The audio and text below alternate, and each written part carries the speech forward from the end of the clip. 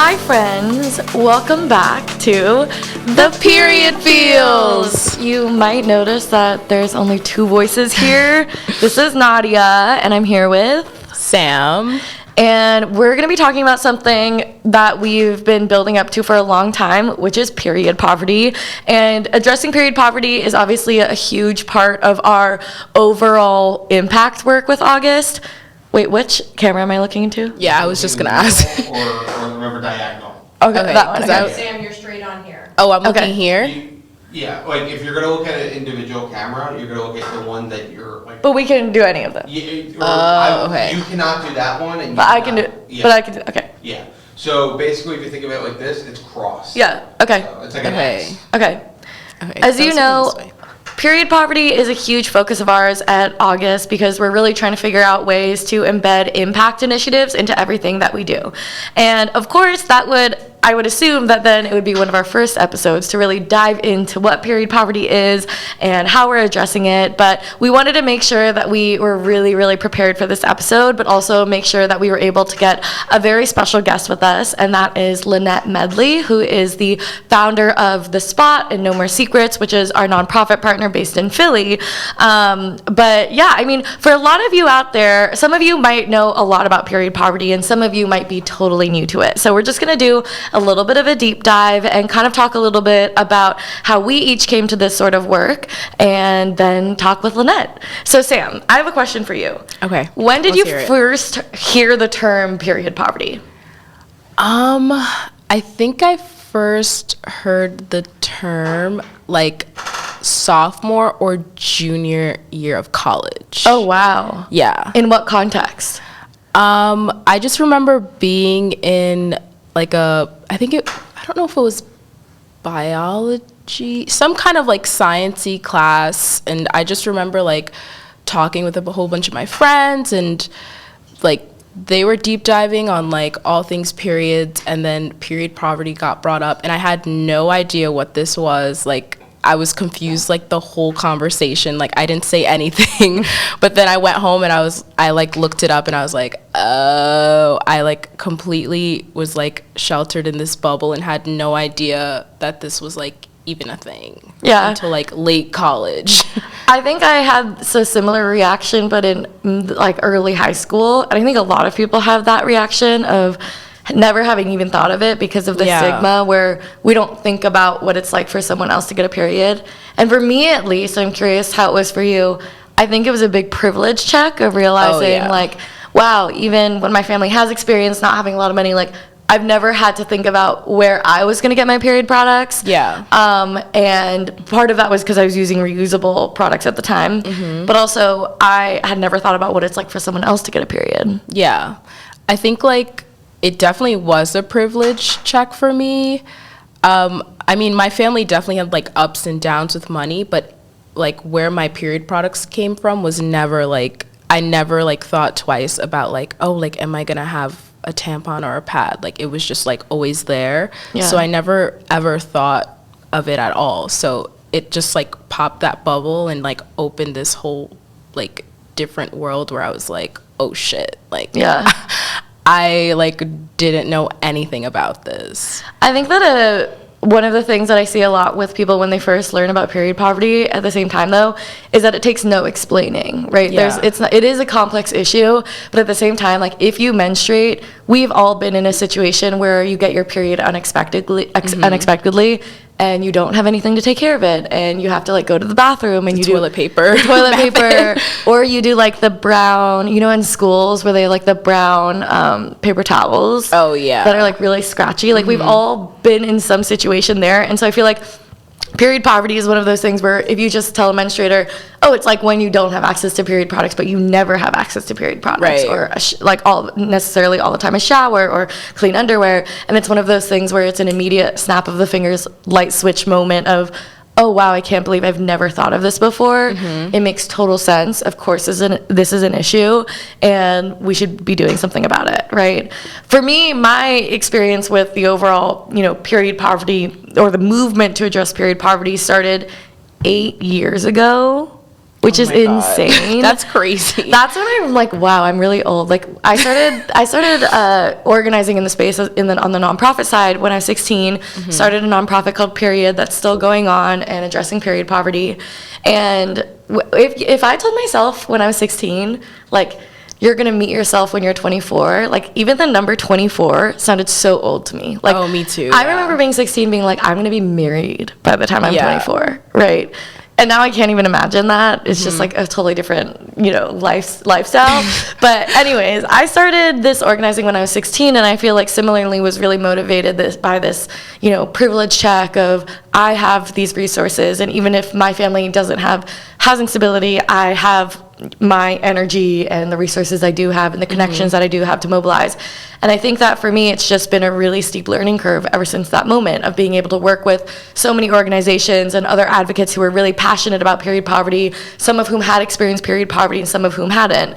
And I know we have a few members of our team as well who had experienced period poverty, and I remember being in a conversation with them, and they were saying like, well, I definitely did experience it, but I just never acknowledged it as that, right? Or I didn't have access to period products, and I've heard that a lot from so many people that my nonprofit worked with directly for so many years of, wow, I've never heard the term period poverty, but I guess that's what I've been experiencing for the last several years. Yeah. And I think part of the movement around addressing period poverty, raising awareness about it, is raising awareness for everyone, from the people experiencing it all the way to the people who can donate and support, all the way to brands who are able to give back, right? Yeah. And I know when we started August, it was a huge part of what we wanted to do was, as a brand, how do we create an engine to make impact and give back in the ways that we can? So maybe I'll turn it over to you to talk a little bit about what the August Impact programs are and who we're interviewing today.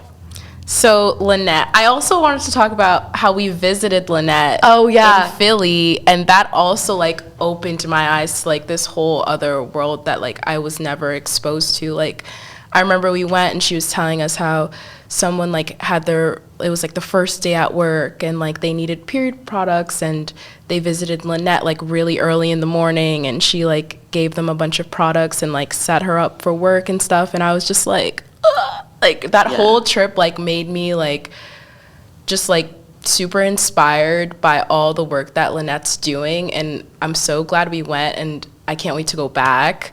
But No More Secrets is like incredible, and I'm excited to interview Lynette. I like just spoke with Lynette, and I did another interview with Lynette, so I feel like this is like the second time I'm seeing her in like 2 weeks. So I'm excited to interview her. Yeah, I mean, so for context, like August donates product for every single purchase, and we're almost at 100,000 of donated or pledged period products. We primarily are donating them to Lynette and No More Secrets. Yeah. And when I first met Lynette, she was running it all out of her house. Like she was collecting period products and then single-handedly distributing them to people door to door, or having people come over and get period products and giving them away for free. And now she's completely expanded, right? Yeah. So we visited her a few months ago. We did a little road trip where we got in a car, I think It was so chaotic. at 8 a.m. Yeah. as a team, like 6 of us. Our Canadian team member was here down from Canada, and we drove 3 hours down to Philly, had lunch, went to go see Lynette, had the little event with her, helped like clean up or whatever, and then drove back 3 hours. It was chaotic. Like deliriously Exhausted, but it was so much fun, and we got to see the incredible work that they're doing in Philly. And I mean, it's beautiful. They now have a whole space, like they've leased a space where they have a computer room, and they have like the Breonna Taylor like reading room or something, and they just have this room where it's shelves and shelves of period products and beauty products that people can come in and take. And then they also have an educational room, and we got to do a little bit of like an educational workshop with Lynette. And I remember when we were sitting there and watching her give this workshop, it was so sweet because she will literally look at this audience of all these like elementary school, middle-aged, younger little girls. Yeah, young girls, and ask like, okay, so what is the first thing you think of when you hear the word period? Like, what's something you're nervous about? And a lot of them are like, oh, the smell. Like, it smells bad. Like, people will think it smells. And it was really funny because I feel like these like little kids were so straight up and honest. Like their answers, I was like, oh my God. Yeah. And I remember also there were like maybe 30 girls there for the workshop, and like the majority of them were so scared to say anything. And there was that one girl who raised her hand for everything. She was like, a period is when the uterine lining comes down. Yeah. And I was like, that would have been me. That's me, like, answering. She was like well versed. She knew what Yeah, she was wonderful. And then they have this room where they have all the period products, and of course we got to see the August products there. And at the time, Lynette had just started raising money for the menstrual mobile, which you'll hear a little bit about when we interview her. And the menstrual mobile was something that I've heard Lynette talk about for years. And Really? It was because the whole thing started with her daughter Naya driving around across the neighborhood and giving period products out. And I know Lynette had this vision of creating a mobile educational unit where they could do workshops, where they could give out products, and it would be branded and have the logos on it and different sayings and images on it. And that's kind of what August has been trying to help raise money for in any way that we can. I think we contributed maybe like a few thousand with what we were able to donate, but it's been so beautiful to be able to see it come to life. And we'll definitely be sharing images on social media because it turned out so beautifully. Yeah. Have you seen the pictures? No, I have. It's so cute. It's like they have the little van, the sleeve on it. I love their energy. Like, Yeah. they just make me feel like comfortable and like I'm gonna have a good time, like whatever, like whatever I'm doing with them. We need to get Lynette sponsored by Disney. Yeah. Because Lynette will probably, you'll see her if you're watching the video version of this, but Lynette is always wearing Disney ears or Disney shirt or like a Disney tutu. That would be like the most iconic collaboration. Yeah, and I also think like huge shout out to Lynette for putting in free labor promoting Disney because Yeah. she's always wearing it. Like, she true. should be compensated because she truly is like the best spokesperson. I remember asking her a while back too, like when it started, and she was just like, I want to bring joy into people's lives, and Disney is what brings me joy. And I was just like, oh my God. So Stop. sweet. That's so sweet. So sweet. Anyways, we'll be right back after this short little break, and Sam is going to sit down with Lynette.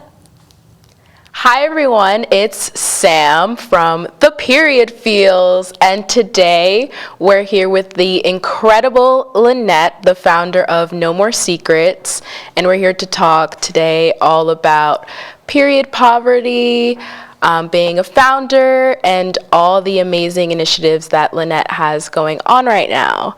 So Lynette, do you want to introduce yourself? Okay, thank you.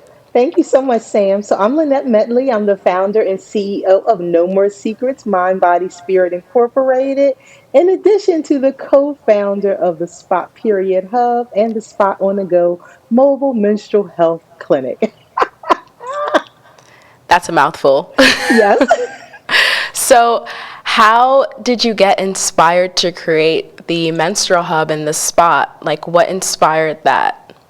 Okay, so if you go a little bit, further back, well, we were already doing a lot of work in the community around ending period poverty, ending period stigma, and really our approach is really a hands-on approach. So we were actually doing direct deliveries to our communities.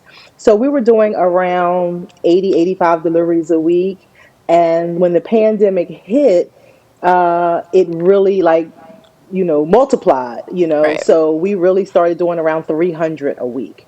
And it really was because people were impacted because systems were closed, buildings were closed, supports were now closed, from schools to facilities to everywhere else where, a lot of our communities depend on, those resources. So at that time, my daughter and I were like, this is not sustainable to be doing this many deliveries. We were going crazy. It was just tiresome. And one of the biggest things that we realized, in addition to menstrual products, was that people needed waste management. They needed toilets. They needed running water. They needed Wi-Fi. We had a society went virtual to a community that didn't have a computer or Wi-Fi.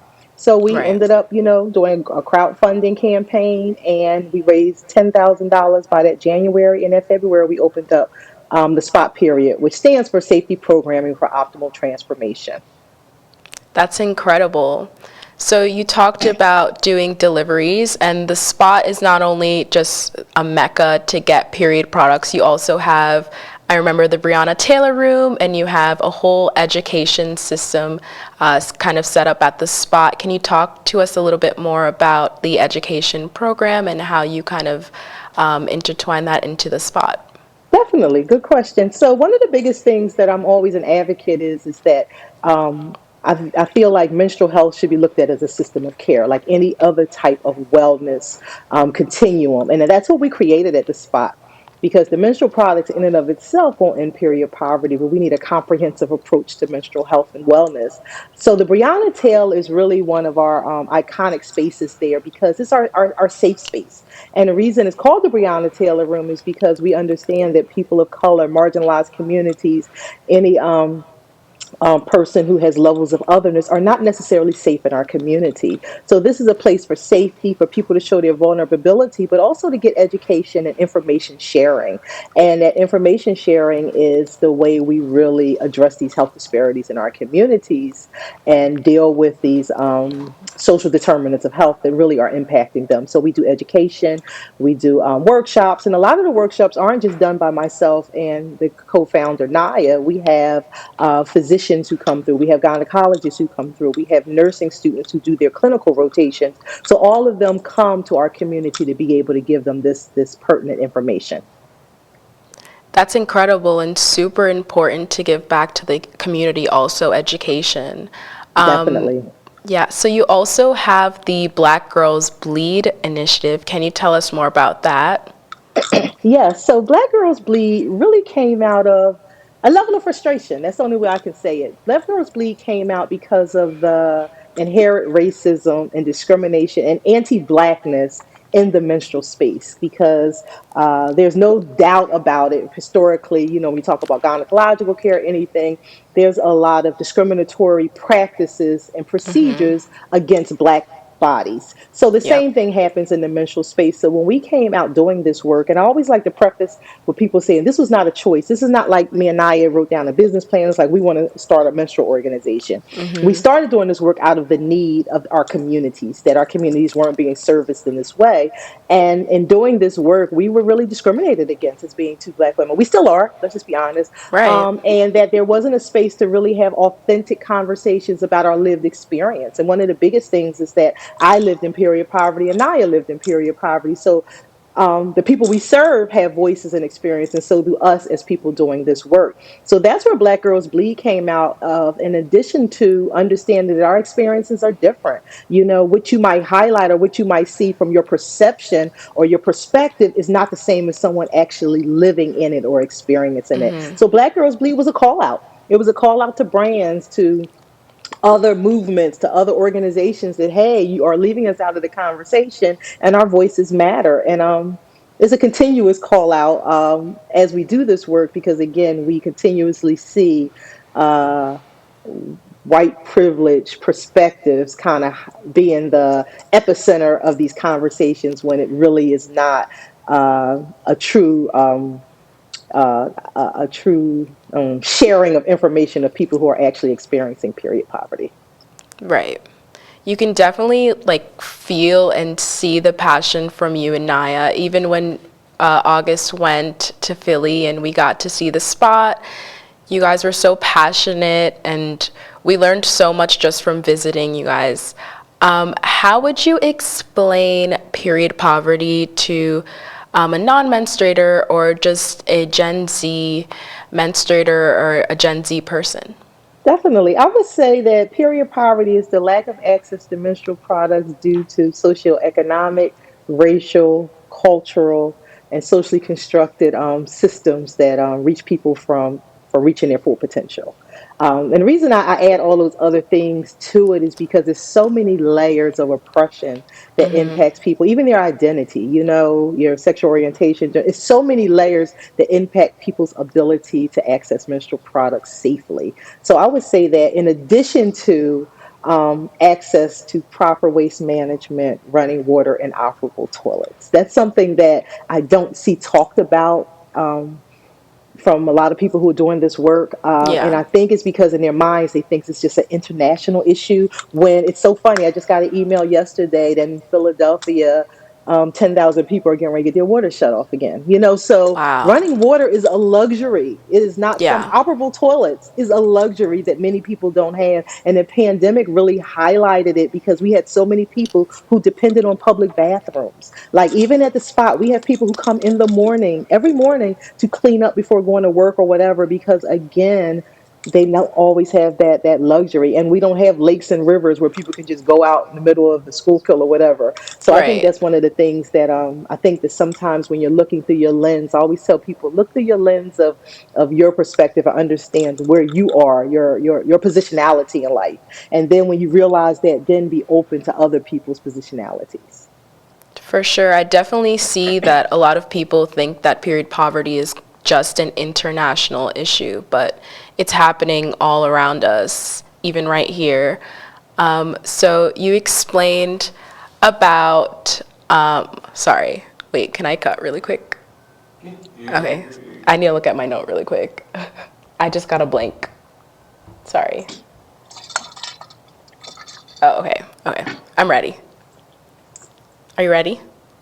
Yeah, we're still rolling. Oh, okay, okay. Yeah, you can just stop and go. Don't worry. Okay. You're good. Okay. So earlier you said how you were calling out brands. How do you think that brands should tackle period poverty? One of the things that No More Secrets is intentional about is really asking people for authenticity and transparency. We do not see that. We have not seen that. We'll see people kind of say, "Hey, we're tackling period poverty. We're helping Black menstruators." Where especially when everything happened with the George Floyd and everything, everybody was, "Oh, we're so pro-Black." And what we've been asking is, where is it going? Because Right. again, I need to keep prefacing. I did not choose to do this work. This was not something I necessarily wanted to do. I did it because I needed to. So if it's not coming Right. to my area, because if we're giving out 63,000 products a week, if it's not going to Jersey, if it's not going to where are the products going that you guys say that you are giving to? One of the other things is transparency. Like, if you're Right. not giving it to us, tell people that you give it internationally. Don't say you're fighting period poverty and putting it all out here and making people donate and it's not coming to our communities. Again, I can't understand why people can't just put out where it's going. And one of the other things is, if you're not going to give to us because you'll say, "Oh, I'm not giving to you, we're giving to other people," tell us where it's going. Again, Right. is it going internationally? Isn't it going to somewhere else in the United States? And if it's an organization, let us know, because again, if we're getting requests, like over 1,000 requests a week, we can then direct our communities to, "Hey, if you want this underwear, if you want this," because they won't donate to us and we don't have the bandwidth to purchase it and be able to do it, this is where you can go because this organization is getting it. But Right. again, we don't get that, and they're not willing to put it out there. Most, if you really look at most brands, you never know. It's this ambiguity of, we're doing this, but again, I'm calling people out. Where is it going? Because again, I'm doing this because I have to do this. We're doing this because again, it's not coming to our areas. If I'm giving out 63,000 products a week, then where is it going in our areas? And that's what we want to know. Yeah, transparency is a huge part, and it doesn't get talked about enough when talking about brands and period poverty. How would you Definitely. say that, yeah, how would you say that just a regular Gen Z person, day to day, how can they help tackle period poverty? What can they do? I think one of the things is awareness that is actually happening, being open to receiving information. I think one thing is that people are so used to post, click, share, like, whatever, and that's it. No actions behind it. Like, "Oh, this is an Right. issue. Oh my gosh, I'm gonna just share. I'm gonna do." But we need action steps, as we can see right now. That's going on in our government. All these things is happening to menstruating bodies. All these things that people are taking. Um, you know, opportunities away from and making decisions. I think one of the things is action, even if it's in your own area. If it's telling legislative bodies about it, is it talking to brands about it, isn't talking to Right. schools, whatever it is, realizing that it's happening and it's impacting people. And I think one of the biggest things is that people don't realize period poverty doesn't just affect people in poverty. One of our largest populations that we serve are middle class individuals. These are people who, once they pay their rent, once they pay their utilities, they don't have any more bandwidth to be Right. able to pay for menstrual products. And there's nothing out there that bridges the gap. So many people do not realize that public assistance, Medicaid, Medicare, WIC, SNAP, all of these things, nothing covers menstrual products. So again, for Gen Z's really, telling our legislation, telling our government, even telling brands, hey, what can you do differently to really impact this in our communities? Yeah, for sure, for sure. It's always the action steps. Reminds me of during the BLM movement, people were just Yes. posting the dark square on the grid, and no action steps were being taken. And they're doing that now with the new, I hate to say it, the shootings, the mass, Yeah. killings that's taking place. It's okay. Moment of silence, yes, but what else are we doing? What are we doing? Even if it's not saying you have to be the most eloquent writer in the world. Everybody has a city council person. Everybody has a state legislator. Even if that is just you, well, I'm going to talk to this person. I Right. think that's what it is. We have to do action steps. Action steps for sure. Thank you so much, Lynette, for tuning into the Period Feels. Every time I speak to you, I feel like I learned so much. You are so inspiring with all the work that you do. Is there where can people find you? Where can people support No More Secrets? Definitely. So, of course, we're on social media under No More Secrets MBS and also the Spot Period Hub. You can follow us, you can support us, you can reach out to brands on our behalf, you can support the Disney. Spot Period Hub or the Spot Period Mobile Menstrual Health Clinic that we just launched. But really just, follow, see our journey and just continue, as I said, telling people about the work that we're doing in the community. Thank you so, so much. I know Team August has been loving seeing your journey and seeing how y'all have come so far. And thank you so much for coming to the Period Feels. Thank you. And of course, I definitely have to appreciate, really call out to say that I truly appreciate all of August's support and choosing us as one of their nonprofit partners. So we truly appreciate the partnership. Thank you so much. Of course.